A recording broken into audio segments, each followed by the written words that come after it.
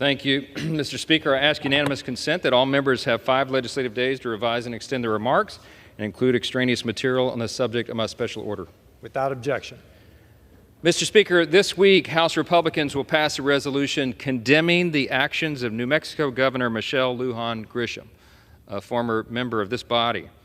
Late on a Friday night earlier this month, the governor took action to suspend open carry and concealed firearms in her state. Yeah, you heard that right.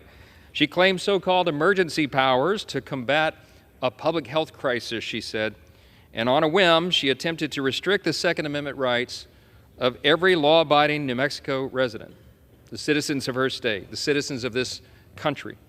Her action, of course, was overtly unconstitutional. It's functionally useless, and it will only divide Americans further. Someone with elementary level knowledge of the Constitution would, of course, know this. Fortunately, New Mexico residents and law enforcement openly defied her order, and it was panned by lawmakers across the country, even some of our Democrat colleagues in this body. Mr. Speaker, here's the interesting thing I wanted to note today. It's ironic that Attorney General Merrick Garland was here on the Hill and has been in our Judiciary Committee in an oversight hearing for the last several hours. He's America's top law enforcement officer and in charge, of course, of our top law enforcement agency, the Department of Justice. And one would think that this type of issue, this event in New Mexico, regardless of the politics, you know, that is something the DOJ might intervene in. But they haven't. Now, by principle, of course, we're conservatives, and we believe in less federal government intervention. The less the federal government is involved in state affairs, the better overall. But this is not the case. In this situation, the issue here is the DOJ's selective application of justice and its clear targeting of red states for passing laws that its duly elected representatives voted for. Think about this. A few examples. In 2021, the DOJ sued the state of Georgia for passing election integrity reform. That suit failed, and Georgia had record voter turnout just a year later. Months later, the DOJ sued the state of Texas over laws, your state, Mr. Speaker, passed to protect unborn children. And the Supreme Court refused to intervene, and statistics show that abortions in Texas have plummeted, thankfully, as a result. Earlier this year, the DOJ sued the state of Tennessee for a ban on child sex change procedures. The Sixth Circuit Court of Appeals rejected the suit, and now it's state law. The DOJ, Attorney General Garland in particular, has displayed a penchant for filing public lawsuits against red states for passing conservative policy through their democratically elected legislature. And they do so with weak charges based on unconstitutional arguments in cases they know they cannot win, but that's not the point. They have politicized the DOJ. So here's the big question. Given those examples and the trend of this Department of Justice, why hasn't Merrick Garland hosted a press conference or announced a federal lawsuit into the state of New Mexico for arbitrarily suspending the constitutional rights of its citizens? I'll tell you why, it's no secret. It's because New Mexico's action serves the Biden administration's stated political goals. The DOJ will sue red states for passing conservative policy while turning a blind eye to Democrat governors who unilaterally curtail constitutional rights. They'll put grandmothers behind bars for protesting abortion, but refuse to prosecute violent offenders who actually attack the pro-life pregnancy centers. They'll prosecute President Trump for allegedly mishandling classified documents, but they give President Biden a complete pass for even worse infractions. When we say that the DOJ has been weaponized, this is exactly what we're talking about, and this is what the American people see. Mr. Speaker, today the House Judiciary Committee, as I mentioned, asked Attorney General Garland about these questions and many more. 65% of the American people right now have no faith in the Department of Justice. It's because of his leadership. He has eroded the rule of law. He has destroyed public trust in an essential American institution. I used my time this morning. I was the first questioner on our side in the judiciary, and I asked the Attorney General about the DOJ's Hunter Biden investigation. This is a big question on the minds of my constituents and most of ours around the country. I asked him plainly. I said, quote, "Have you had personal contact with anyone at FBI headquarters about the Hunter Biden investigation?" You know what his answer was? He said, "I don't recollect the answer to that question." Really? Okay, so let me get this straight, I told him. The Attorney General of the United States cannot remember if he discussed an FBI investigation into the son of the sitting president of the United States? That's your testimony under oath? Yep, yes it is, he said. It's extraordinary. Mr. Speaker, frankly, we didn't expect full transparency today from this Attorney General. He and his top DOJ lieutenants have shown us, they've demonstrated over and over that they hold no regard for the rule of law and really are just acting as political hatchet men protecting their boss, President Biden. The Attorney General was clearly unwilling or unable to provide the essential answers that we needed today, and we will continue to press for them. That's our job. That's our constitutional duty on judiciary, to provide oversight over the DOJ. Mr. Speaker, we have a great lineup of members here to speak this afternoon on some very important topics to the country, and I'm delighted to yield next to my friend from the great state of New Jersey, Dr. Van Drew. I'm going to do it here.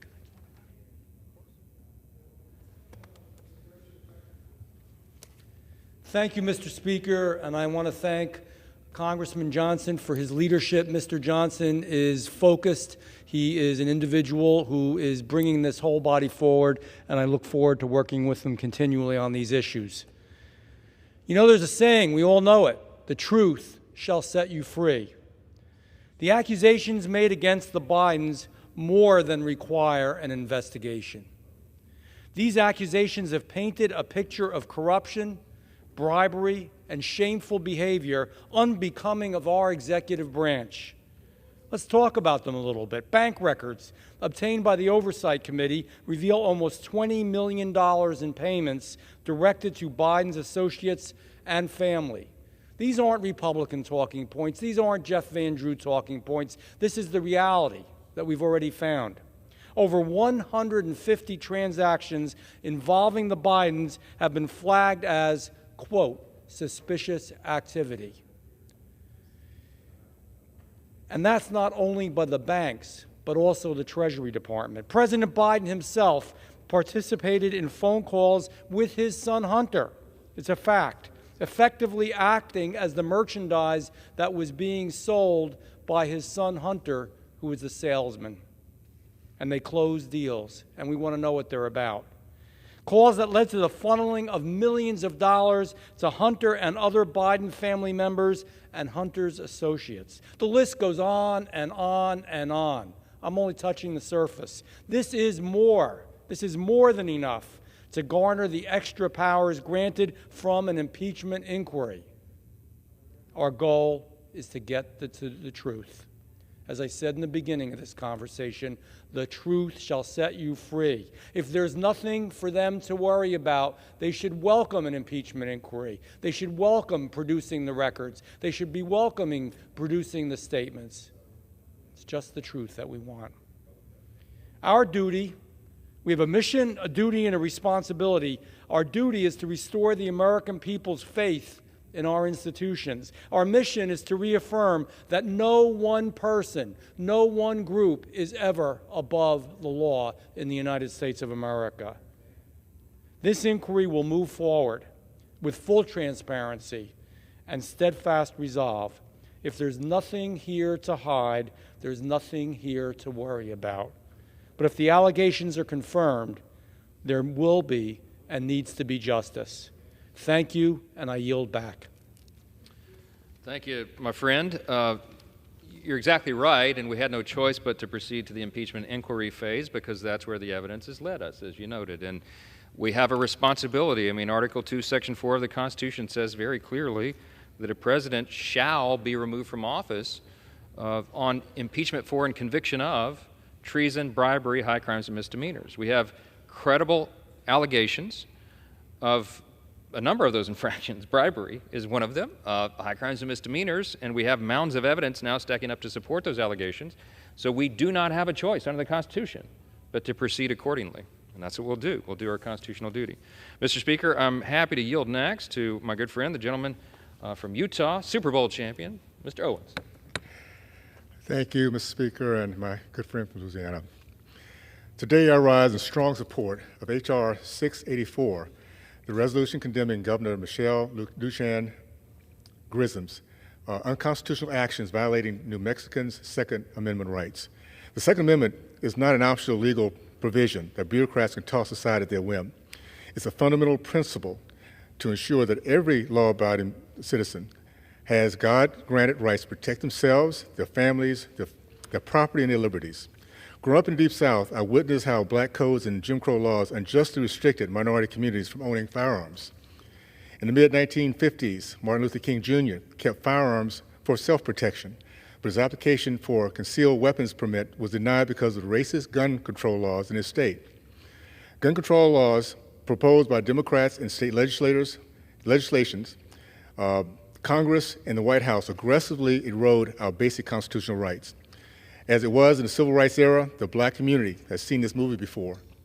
As Democrats abridge our rights to self-protection, they legislate away the common sense tools for black Americans to protect themselves. As they push defund the police and soft on crime policies, it is the urban black community that suffers. We're now experiencing all-time highs in homicide, robberies, car thefts, physical assaults, and destruction of black-owned businesses. The House Republicans will never waver in our commitment to defending the rights of all law-abiding citizens, regardless of race, creed, color, or zip code. We will continue to fight to safeguard America's inalienable rights to life, liberty, and pursuit of happiness. It is an honor to lend my support to this House resolution, and I pledge to continue to champion the second right amendments to all Americans. Thank you, my friend, Representative Johnson, for bringing us together for this purpose. Thank you. Thank you. That's well said. And if time permitted today, I'm sure we'd have every Republican in the conference come to the floor and speak to the same issue, because it's so outrageous that you have this trampling upon some of our most fundamental freedoms, the Second Amendment, of course, being among them. Mr. Speaker, I'm happy to yield next to the gentlelady from Texas, a former mayor from down there, Ms. Van Dyne. Thank you very much. I rise today to discuss the Biden family business of selling out America. Here's just a sliver of what we know. The Biden family and associates received nearly $20 million in payments funneled through shell companies. They were paid by Russia, China, Kazakhstan, Ukraine, and Lord knows who else. Joe Biden lied about his family receiving over $1 million in payments from China through an associate. Hunter put Joe on the phone at least 20 times in business meetings with foreign nationals. Hunter Biden's business associates visited the White House at least 80 times while Joe Biden was vice president. There were more than 150 bank transactions involving the Biden family that U.S. banks flagged as suspicious. Not only was Joe Biden involved with Hunter's clients and flying Hunter around the world on Air Force Two to generate more business, but it's also apparent that Joe was using his office as vice president to manipulate U.S. policy. We see that with Ukraine, Burisma, and the firing of the prosecutor. Unraveling the mountain of Biden's lies, his shell companies, and Joe's actions as vice president is part of what we're going to be going on in these hearings and the impeachment inquiry. If you're going to sell out America, this is what it looks like. I yield back. Thank you, my friend. It's well said. Mr. Speaker, I am happy to yield next to the gentleman from California, Mr. LaMalfa. Thank you, my colleague from Louisiana, Mr. Johnson, once again. So here we are. After nearly 9 months of investigations into the Biden family's influence peddling schemes, this body has uncovered mounting credible evidence of corruption.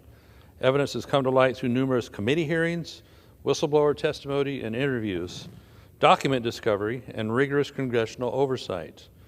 Despite the false claims of left-wing media outlets such as CNN and MSNBC, there is in fact evidence of influence peddling and corruption.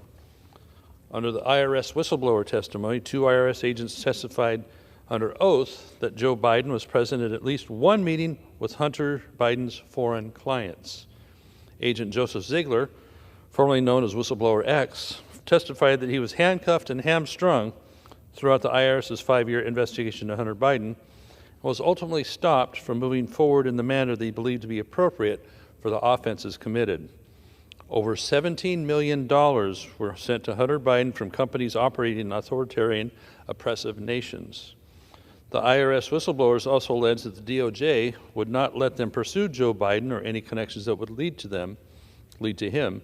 They allege a campaign of delay, divulge, deny surrounded their requests to pursue leads that led to Joe Biden. This allegation has been confirmed by a former FBI SSA. The special counsel was appointed to obstruct congressional investigations and inquiries behind the curtain of an ongoing investigation. The testimony of the IRS whistleblowers has been corroborated by the testimony of the FBI SSA and 2 additional colleagues that claim that they were fired from the investigation by order of Attorney Weiss. Devin Archer's testimony to the House committee is that Joe Biden is a brand. Archer alleges members of the Biden family used Joe Biden's position as vice president to sell power and access to interested parties. VP Biden would protect oligarchs from competent legal probes and investigation into foreign countries such as Ukraine.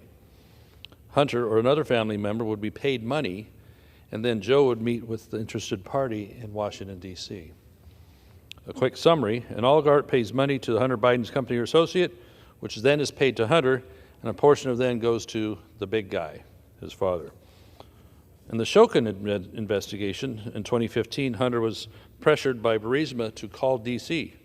to get help in removing a Ukrainian prosecutor, Viktor Shokin. Shokin was indeed later fired, and video evidence has surfaced of Joe Biden bragging about getting him fired in order for foreign aid dollars to flow to the Ukrainian government. Right on tape. Joe Biden and his family received $17 million from contacts in foreign countries, according to IRS documents. What was being done in exchange for this money? The National Archives have confirmed that Joe Biden also used pseudonyms when communicating with Hunter and his business associates from official government emails, including the Office of the Vice President. So you have DOJ misconduct confirmed by the FBI SSA, and the leadership of the DOJ, specifically Merrick Garland, prevented investigators from doing their jobs as best as he could. The FBI D.C. office tipped off the Secret Service of an interview with Hunter Biden that was being planned. FBI headquarters also tipped them off of a planned search of Hunter's residence, which gave time and forewarning for any incriminating evidence to be removed. No ordinary American would ever expect to receive such preferential treatment if they were accused of the crimes that Hunter and Joe have been. What they can normally expect is a 4 a.m. knock on the door or battering ram for even lesser crimes. Investigators were not allowed to ask about the big guy. Bank records show over 170 suspicious activity reports filed by banks on the Biden family financial transactions. This means banks believe that over 170 separate financial transactions in Biden family bank accounts were linked to bribery, money laundering, or other serious financial crimes. An FBI informant documented conversations that indicated to them that Joe pressured foreign companies to send millions to the family business. The claims from Democrats and their media allies that the impeachment inquiry was opened without evidence are not only false, but also illogical. Inquiries exist for the purpose of uncovering evidence. An impeachment inquiry at its heart is an investigation to whether an impeachable offense has been committed. It's not the whole scope of impeachment. It gives the ability to do further investigation. Where there's smoke, you'll probably find fire. There's evidence from whistleblowers and former associates that Joe Biden was intimately involved in Hunter's corrupt business dealings. This is an impeachable offense. Allegations that since his conduct allegedly only happened when Joe was VP and not while president, thus mean that an impeachment is not possible. That is false. Impeachment conduct includes high crimes, bribery, or other misdemeanors that occurred while the accused was in a previous federal office. Joe Biden has lied about his connections to his son's corrupt business dealings for years. Now, we're not supposed to take impeachment lightly around here. Indeed, it's been abused the last few years a couple of times, but House Republicans are going to go through a process, due process, and find real evidence. So the conclusion is that despite the desperate claims of the partisan media and their Democrat allies, there's indeed mounting evidence that President Joe Biden was involved in his family's influence-selling scheme and intimately involved in Hunter Biden's corruption. An impeachment inquiry will help House Republicans get to the bottom of this, and I hope Democrats will be interested as well. And then determine whether or not there is proof of these crimes. If there indeed is, then President Biden has committed impeachable offenses. Again, impeachment not to be taken lightly, not to be just thrown around for political purpose, but utilized. And this impeachment inquiry is a very important ability for Congress to answer the questions that many, many American people are asking about the obvious corruption that is coming forward thanks to whistleblowers and others that are bringing this evidence to the front. So with that, let's proceed. Let's do this properly. And I thank my colleague, and I yield back. Thank you, my friend. It's very well said. And look, let's hasten to say we take no pleasure in this. There's a lot of big challenges that the country needs to fix. We don't want to spend time and resources investigating the president, impeaching a president, next to declaring war. This is the heaviest power that we have in the House of Representatives. But Article 1 of the Constitution does give us, quote, the sole power of impeachment here. And so we have no choice in the matter. Given the evidence, given the allegations, we have to pursue it. And we will. And we're often asked, why is the House majority, why are the House Republicans spending so much time investigating? If we had not done these investigations, we wouldn't have all of this evidence. Why? It goes back to the theme of what I was saying earlier. Because the Department of Justice is simply not doing its job. Under normal circumstances, the DOJ would be investigating all these allegations of corruption, but they simply look the other way. As I noted earlier, Attorney General Garland, who's just now leaving the Judiciary Committee, he's been here all day, he's abused his department to pursue political agendas. He's sued conservative states over their local policies. He's raided the home of President Biden's main political opponent.